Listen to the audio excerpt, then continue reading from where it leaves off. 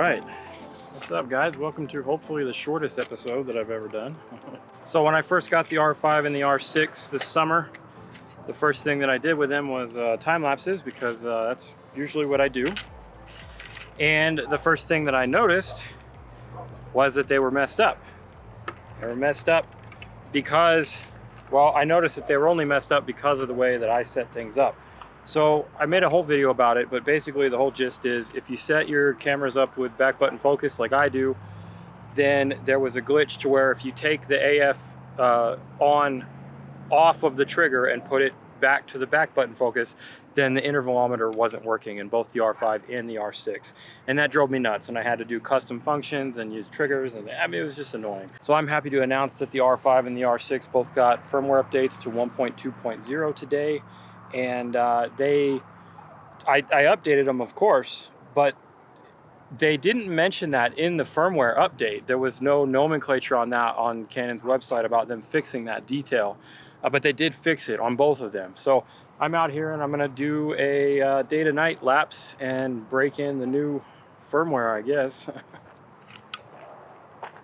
Because we have no clouds, 0 clouds, which is becoming really annoyingly typical for Southwest New Mexico in the last 3 months. It really sucks. But that's okay, because I'm going to do a day to night lapse and I'm just going to focus on the light drifting off the mountains and going down, and the city lights coming on. For some definition of city, there's only 8,000 people in this tiny little mountain town of mine. But it looks cool for day to night stuff, so let's work with what you got, right? I'll probably go out for some Astro stuff later too. I don't want the strap blowing around on the wind. That's a great way to mess up a time lapse. I think for this one I'm just going to do super easy and go aperture priority mode.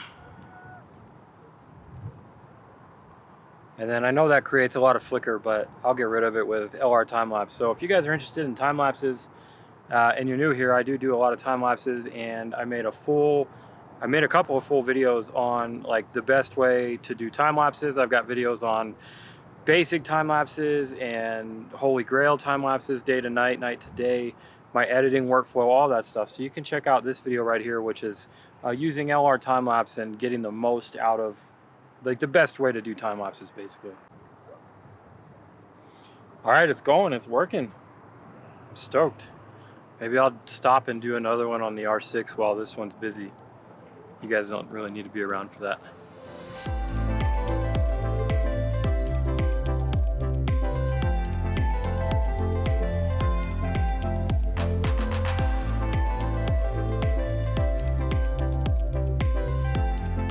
All right, well, sun's down. Waiting on this to finish up. Probably got another half hour or so because I want it to get nice and dark for the lights to light up.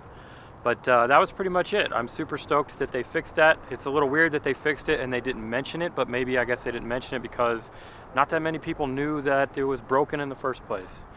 But if you have seen the update or read what's included, then you'll probably know that there was no 1080 120 for the R5. There was no C-Log 3, stuff like that. So some of those bigger things that Canon had promised or mentioned, at least, those have not come yet. So definitely bummed about that. All right, well, I'm going to wrap it up here. So if you guys have any questions about the whole back button focus intervalometer thing not working, you can either check out my video or you can leave a comment down below, and I'll definitely answer it.